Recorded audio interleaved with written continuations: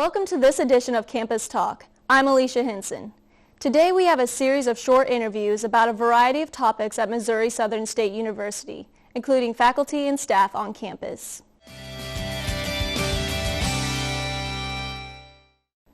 Have you ever wondered what it would be like to return to the school that you graduated from, but as a new professor? Next up, we join student Zachary Dodge as he speaks with Kisa Clark, a Missouri alumni, about her unique experiences as a new lecturer in the communications department. Hello, my name is Zachary Dodge. I am a mass communication student here at Missouri Southern State University. Today I'm going to be interviewing Kisa Clark, a new professor here in the comm department, about her experience here so far. Thank you for joining me, Kisa. Thanks for having me, Zach. How's your day been so far? Pretty good. It's Friday, so it's always a good day. So what classes are you teaching here? I'm teaching a variety of both video and audio production classes, as well as gender and intercultural. I have small group communication this semester, and also do some of the Comm 100 speech class. So okay, good cool. mix. Cool. Yeah, good mix. Yeah. How has your experience here been so far overall? So far it's been great. I was a student here not that long ago, so it's been really fun to come back to the department as a teacher, and been nice to get to know some of the students, and really enjoying it so far. Right. Okay, and you said that you were a student here before. What is that, how has that transition been from going from an alumni to a professor here? That's a good question. Actually, I feel very fortunate because this is my first semester as a full teacher and in a college setting, and so it's really made the transition very smooth just because I'm not at a new building, a new university. I know a lot of my old professors are now my colleagues, so it's just really nice because if I have a question, I'm not afraid to go ask them, and just been very welcoming, and it's just like coming home, so it's been really nice. Right, cool, cool. What are some things that you've seen have actually changed? I know that there are a lot of things that are similar, but there's things that have changed since there's been some changes, even though it hasn't been too long, but just, around campus, looking around with the new dorms and the new field house building, and, improvements in our department too. We have new editing system, new cameras, things like that. So it's nice to see the changes and new faces as well, even, with students and new professors. And so good changes too. Cool. Yeah. Good. So what made you decide to go into teaching? Well, kind of got into it. As a student here, I was an assistant with the UE, the freshman experience class, and I enjoyed that. Cool. And I decided to go on and get my master's, and during my time as a master's student, I was also a teaching assistant, so I taught some classes, college classes as a student, and assisted with some other classes, and really enjoyed that. And then I've also done some teaching abroad as an English teacher, both in Costa Rica and this last year in Spain, and really enjoyed that. So just through these experiences, I've really liked it, and I like, being in the communication field, but also sharing that and teaching it. So it's just, been a good fit. Very cool, very cool. How was your experience in Spain whenever you were teaching? It was great. I will say I'm happy to be here teaching college students rather than 11 to 16-year-olds, because that's a little more classroom management work. But no, I really learned a lot, and just being in Spain and in a different setting, and for that time period, it was just a really great experience. But happy to be here teaching in this setting now. Right, cool. I know that you gave the first lecture this semester for the Spain theme semester. How was that? It was good. I knew I was going to do that before I went to Spain. I was here, and I knew that was going to be the theme semester, so I kind of knew going in that I might come back and do that. And it worked out well. I was working here too, so I was here. But no, it was great. It was nice to share the experience, and it was kind of a good experience for me to kind of break down all that experience into a 50-minute presentation. It was nice, and it was great. All right, so if students need to contact you, how would they do that? Okay, well, I'm here in Webster Hall. My office is 134, I'm pretty sure, so you can come see my office or shoot me an email. You can look up my email in the directory, and my door's open. All right. Is there anything else that you would like to add that I haven't covered yet? No, just that glad to be here, and All right. Very cool. Well, thank you very much for taking the time to join me today. No problem. And thank you for tuning in, and we'll see you next time. Up next, we have a visit with another new faculty member in the Department of Communications. Welcome to this portion of the show. My name is Molly Greer, and today I have Professor Natalie Grecu with me here, and today we're going to be talking about the fact that you're a new professor here. So because this is your first semester, what led you to want to teach here at Missouri Southern? So I remember the whole interview process and finishing a dissertation in my PhD program and applying to Missouri Southern. And I was called up, had a great phone interview, and then they flew me out to Missouri, and I remember, to be honest, freaking out a little flying into Tulsa from Washington State. And so I remember landing, getting on that Will Rogers Highway, making it to Joplin, but it was immediately I knew it was a good place to be. The people were so nice. Faculty was so warm, and then I had one of the best teaching presentations, and I've taught for 6 years, going into the 7th year of teaching, and it was one of my best presentations, and I knew there was something special about that, and of course they offered me the position. Okay, so you said you taught before. Where did you teach before you came here? Yeah, so before I taught in my master's, I taught at University of Colorado in Boulder, and there I taught some organizational communication, but more so with human relations, and then also I taught at Washington State University. So that's where I really got into being able to teach public relations, but also creative strategies.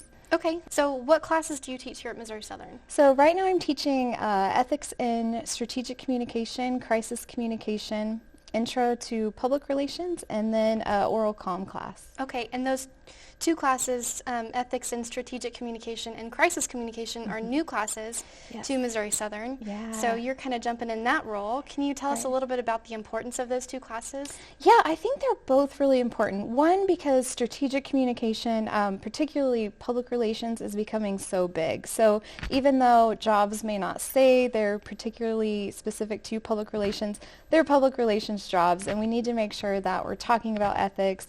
You're going to be challenged in the job, in the workplace, with communication. So that's a key course. And the other, crisis is huge right now. So a lot of communication departments are moving towards crisis and risk programs, also because of the growing professional field. Yeah, I can definitely see how those are important in all the PR and management in business, so I can definitely see how students would be interested in taking those classes. Yeah. What has been your favorite thing about Missouri Southern so far? So far, sounds cheesy, but it's the heart. Right away, I just, coming from research institutions and enjoying research, but really enjoying teaching, I've just felt at home in the department with students. Students have been so wonderful so far. I don't know about this test one. They may not like me after that. But all in all, there's just so much heart here, and they know, faculty know their students. They talk with their students, and I love that aspect of Missouri Southern. Yeah, we love that too. Yeah. So if a student was interested in taking those new classes that are offered here at Missouri Southern, where would they be able to find you to talk about what the topics are and what's all involved in those two classes? Yeah, so come talk to me anytime. Students are welcome in my office. I'm usually in by 8 a.m. I'm definitely a morning person. So pop into my office. I'm in Webster Hall, and my room's 363, so they can come by anytime. I'd be happy to talk to them. Great. So there you have it, students. If you're interested in those two classes, you know where to go, Webster Hall, 3rd floor. Thank you for joining us today. Natalie, thank you for being with us. Thank you. We'll see you next time. Another faculty member in the communications department has had the opportunity to travel with students to Paris on a study abroad trip. Chad Jones visits with her about this program. Hello and welcome to the show. My name is Chad Jones, and today we're going to have an exclusive interview with Shanna Slavings. And we understand that you've already been to Paris, right? Correct, yes. I went last March. Last March? Mm-hmm. Okay. And this interview is basically regarding to the Paris trip for the communication department, correct? Mm-hmm. Is what the Paris trip's for. When is this next Paris trip supposed to be scheduled? The coming trip will also be in March of 2016, The seminar starts on March 21st and will last until the 25th, so that's a Monday through Friday. Typically, we like to leave the Friday before the seminar begins to kind of heal from a little bit of our jet lag when we get to Paris. Yeah, I can understand that. Mm-hmm. So you say this Paris trip is for the communication department, and what makes it a student qualified to be able to go on this trip? A student can qualify to go on the trip if they enroll in the course COM 460, which is Global Journalism. So as part of that class, they would be eligible to do the study abroad trip and earn their 3 credit hours for the class and get their international sash upon graduation for studying abroad. That'd be cool to have. Yeah. And how much would a student be looking to budget to be able to go on this trip? Well, if a student has a specific GPA, then they can apply to qualify for a $1,000 grant provided by the International Studies Department here on campus. In addition to that grant, I would think that a student should budget right now, I'm going to say about $1,800 probably. It's difficult to have exact numbers until we know the number of students that are going on the trip, who are committed to that trip, and a lot of it also depends on airfare prices. But we like to over budget a little and have money, you have extra money while you're there than like under some budget. spending money? Mm-hmm. Okay, cool. So that basically includes like the stay and food and whatever else? It includes the round-trip airfare getting to and from Paris. It'll include the shuttle from like the airport to the hotel when we get to Paris and vice versa. It includes all of the stay for the hotel, so all of that is included. It does not typically include food. Okay. The seminar provides some of the lunches during the seminar sessions, and there are a lot of dinners that we get invited to into the homes of some of the people while we're there at Paris. But no, that doesn't include a set price of food. Okay, cool.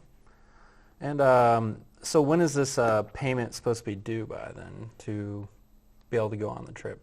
We typically ask for a down payment, like a deposit, to know that students are committed to the trip, either in late November, early December. Okay. And that's because we need to go ahead and start making deposits on the plane tickets and reserving the rooms. And they typically want a down payment for that as well. So as soon as the students start making that deposit, we start making deposits over in Paris. Okay. And you said there's some seminars you have to attend over there. They're mandatory? The seminars, there's a seminar available every day of the week, and some days are more seminar heavy than other days. So there are a couple of days last year when we went where the seminars maybe started at 10 in the morning, and we probably got out about 3:30 or 4, where another day the seminar might start at 9 and we would be done by 1. So it really just depends on who's available to speak and what time. So it's not set the exact same way every year depending on who the speakers are. But like I said, some days are more seminar heavy than others. Okay. But typically our evenings are fairly free. And like I said, a lot of times we get invited to the homes of some of the other speakers. That's really cool. Cool. All right. Well, to wrap it up here, where would a student be able to find you real quick to ask you any further questions if they'd like? Sure. My office is in Webster. It's on the 3rd floor, room 359. And my email is slavings, SLAVINGS, -s @mssu.edu. So you can find me on the 3rd floor of Webster. All right, cool. Well, thank you for your time. And thank you for joining us on today's show. We now turn from academics to athletics. In this interview, Aaron Davis introduces us to Missouri Southern's head football coach, Denver Johnson. Thanks for joining us. I'm Aaron Davis, and today we have the privilege of sitting down with Missouri Southern's newest head football coach, Denver Johnson. Coach Johnson, first of all, I want to say thank you for taking the time to speak with us today. We know your time is very valuable. Well, that's fun. Glad to be here. Thank you. Great. Well, now, you've pretty much made football your livelihood, playing college in Tulsa, even professionally for a few years before starting your graduate work at Oklahoma State. The next 30-some-odd years, eventually coming back to Tulsa. With that level of experience, you could have pretty much went anywhere. What attracted you to the head job at Missouri Southern? Well, I think a few things. One, geographic location. This is a part of the world that we really enjoy living in. I consider Tulsa my hometown, and most of my best friends live in or near Tulsa, so I was really wanting to stay close to that. I think Joplin's a good town. I think there's a footprint here to recruit in. I just think there's a lot of factors here that made me believe that this was a good time to be at Missouri Southern. And, it looked like something to be fun to do, so here I am. Great. Well, we're glad to have you here, definitely. Now, you've made some changes in some key coaching positions. John Johnson as your new running back coach, and Corey Phipps, who you worked with before as your offensive coordinator. What kind of changes are you hoping they're going to be able to bring to the team? Well, we're going a different direction offensively. Obviously, we want to be a little bit more balanced in our run-pass ratio. We want to, spread the field and try to be a little more explosive offensively. I think that's kind of the style, maybe what's in fashion a little bit today, but there's a practical side of that too. That's what's happening in high school now. It's easier to find those guys, and that's what people want to watch. So we're going to try to, we aim to please. Definitely, definitely. Now, you've been through different conferences throughout Division I. This is actually the first time you've coached in a Division II football. And in the MIAA, arguably one of the best conferences in Division II football. What kind of differences are you expecting to find in this division than you have coaching in Division I? Well, actually, my first full-time coaching job was at a Division II school, the University of Tennessee at Martin. It is now a Division I school, but at that time was a Division II school. A lot of parallels there.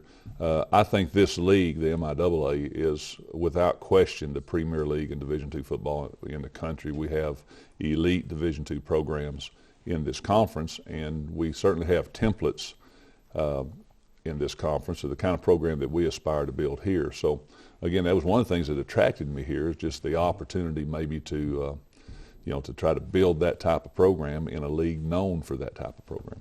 Now, the experience that you've had in coaching mostly in Division I, what are you bringing? Are you bringing with that here to Missouri Southern? Well, I think a lot's made out of that. The truth of it is, I think football is the same from junior high to the Super Bowl. It's blocking and tackling and throwing and catching, and the athletes get bigger and stronger and faster at different levels sometimes. But really, I think football is pretty much football. I met Bill Parcells years and years ago, and actually had a pretty good relationship with him. And he's the first one that made that observation to me. He said, "Hey, football is football, and the guys with the biggest linemen and the best looking tailback usually wins the most games." Yeah. Now, you actually, your professional experience kind of sets you apart from the other coaches here at Missouri Southern. You're only one of 3 coaches that have actually played professional football that actually come here and coach. Does playing professionally, do you think, make a difference in a coach? Well, I'm sure it does. I'm not sure what it is. I think it's just the passion for the game. I think being an experienced competition at that level, kind of seeing, really what the elite athlete, the elite teams playing on a professional level are really all about. I think everything filters down in some ways, but I think the biggest influence it had on me was some of the coaches that I got to play for and develop relationships with that helped me as a young fledgling coach get started. I think it's probably the biggest influence that it had on me. And just really quickly, what kind of changes are you hoping to see in the near future for Missouri Southern's football program? Well, vast and many. We're trying to change the culture of the program some. We want to get more engaged with the campus, more engaged with the community. We're going to change our recruiting philosophy. We want the local area to be represented. We're not going to stop recruiting junior college players, but we certainly want that to come into a better balance. Well, Coach Johnson, thank you again for joining us today and speaking with us. We really appreciate it. And thank you for joining us. We'll have more for you here on KGCS. Another sport with a busy fall schedule is women's soccer. Our next interview features an assistant coach who is sharing information about her role on the team. Hi, thank you for joining me today. My name is Brittany Griffin, and today I'm being joined with the women's assistant soccer coach, Stephanie Curvin. Coach, how are you? Doing well. How are you? I'm fine. I wanted to start off by asking you a few questions just so we all can get to know you since you're new to campus and just a little bit more about the soccer program. My first question is, how did you get into coaching? Well, first time I took a coaching job was my second semester of senior year. I was an assistant soccer coach at Southern Boone in Ashland, Missouri, and then after I graduated from William Woods University, I accepted a job at Piedmont College in Demorest, Georgia. It's a small Division III school, and then in April I accepted this position. So why did you pick Missouri Southern and coming back to Missouri over staying in Georgia? Two of the biggest things is I'm originally from Missouri, so I get to be closer to my family. I get to see my nieces and nephews and watch them grow up, so it's always nice. And then also, but being at a Division III level, there's not scholarships involved, so I really wanted to learn the business side of things. So being here, I get to learn about scholarships and funding and things like that. Okay, and at Missouri Southern, what would you say is your role here as the assistant coach? I have two major roles right now. I'm working with the goalkeepers, so I'm the only goalkeeper coach, and then also too I travel around in Missouri and the surrounding states to recruit players as well. I know this Friday you play Missouri Western at Missouri Western. How are you preparing your team for that? Right now we're just trying to get our legs back underneath us. We came off of a pretty long road trip. We were away for 4 days and on the bus for about 18 hours. So we gave the girls 2 days off, and then we had a couple of injuries, so we're trying to rest that up. But tonight, it's our first night back, so we're just going to go at it pretty hard tonight and work on defense and things like that. Being at Missouri Southern, what do you feel like you've learned the most? To go back to my original statement about scholarships and, the business side of how much to give out and how to budget is always huge, especially the different divisions like Division I and Division II. They offer athletic scholarships, and in Division III they don't. Also too, when I was at Piedmont, I wasn't like the lone goalkeeper coach or the lone defensive coach. So here I am, the lone goalkeeper coach. So I've learned a lot, and I've grown as a coach. So it's always nice. Okay, and my last question for you is going to be, as a coach, what do you look for when you're recruiting a player? When I first go in recruiting, they give you like packets and they give you descriptions of what the player, what they're interested in, like major-wise, their ACT scores and things like that. One of the biggest things I look at is academically, how strong they are, because I think that correlates with how they will be on the field. Also, too, I don't specifically look for like a forward or a midfielder because we're such a diverse team and we switch up formation so much that if we're lacking in our midfield, I would like to pull a forward or a midfielder out or a defender, and put them in different spots. So I just look for someone who's a well-rounded athlete and student. Okay, that's good. So I just want to say thank you for joining us and good luck on Friday. Thanks. Thank you guys for joining me. Missouri Southern has many faculty members who have worked on campus for a long time. Our next segment features someone who has seen the campus grow since it was established at its present location. Good morning and welcome to the show. My name is Catherine Seaford and I'm joined by Dr. Conrad Gubera. We all know what it's like to be a student, but Dr. Gubera is going to share with us what it's like to teach students here at Missouri Southern. Thank you for being here, Dr. Gubera. Thank you for asking me, Catherine. Why don't you start by telling us a little bit about yourself? Oh, wow. Well, this is my 49th year at Missouri Southern, and just for the cameraman, this is what Missouri Southern looked like when I arrived in 1967. 4 buildings, and certainly nothing as far as any sort of campus almost, sidewalks notwithstanding. It was, a real challenge. So from that time, 1967 onward, I've been teaching classes in sociology, anthropology, and now in international studies. averaging probably about between 250 to 300 students a year, teaching probably 4, sometimes 5 different classes if I had an overload. Mm-hmm. That's a lot of changes. Oh, it's a lot of changes on the ground and certainly in the faculty. When we started, we had, I think, 70 faculty members in 1967, somewhere around 1,900 students. Now we have upwards of 300 faculty members, and I think the latest count is nearly 5,900 students, 5,870 or something. Wow, that's a big change. Hey, that's a lot of change. What ways do you think that the students have changed? Oh, no comparison. First of all, the students that came here, I think, were less prepared in 1967, but they were hard workers. They would never ask for a student study guide. They never, grouched about assignments. And you'd ask them to write a 20-page paper. They'd somehow get it done the hard way. Today, your cohorts know so much more than they did at that time. We have to change our teaching styles. I don't even ask students to do term papers anymore because they're too accessible from other resources. You're just much more knowledgeable. I think you're better writers. I think, for instance, you reflect, for instance, the change in the culture over that particular time, particularly as far as communication and information is concerned. What are some of the most rewarding experiences you've had? Rewarding experience. Well, being here with you. Well, besides that. Okay. Well, I think seeing certain students graduate, having students come back across the years, it's interesting. I've often wondered what it would be like to be an administrator, but knowing full well that I couldn't be, with my attitude toward time and other things. But, I don't know very many administrators have students who come back and ask to see them. Over the years, I've had a lot of students come back, and I've been able to keep contact with them, see how they're doing in their careers. I'm really proud of the ones that have gone on. We've had about a half a dozen that became PhDs in sociology, and certainly, it's just nice to have this kind of contact, and I think that's the real reward. Plus the fact they'll always come back and say, Doc, we learned quite a bit in your class. And if that's the case, I really feel doubly rewarded. You're a pretty good teacher then, huh?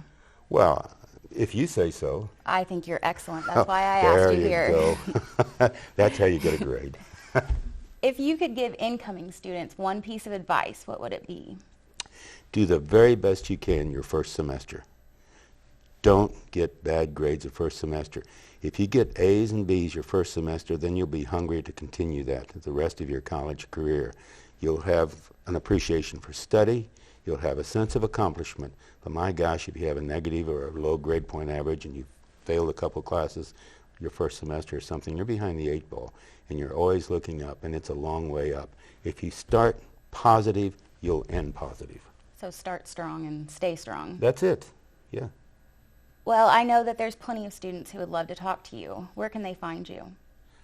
That's a good question, because I practice the sociology of disappearance an awfully lot now that I've gotten older. But my office is at 228 in Webster Hall, our building annex here. I have office hours posted. Of course, I have the email, which I've gotten around to answering now. And I'm here quite a bit of the time.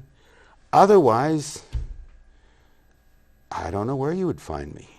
What is your email? My email. Boy, that's good. Oh, gubera-c@mssu.edu. Pretty simple, isn't it? It is. Okay. Well, thank you very much for your time. I really Catherine, appreciate it. It was really a pleasure. It's nice talking with you. Thank you. Thank you. And thank you, everyone, for watching, and have a great day.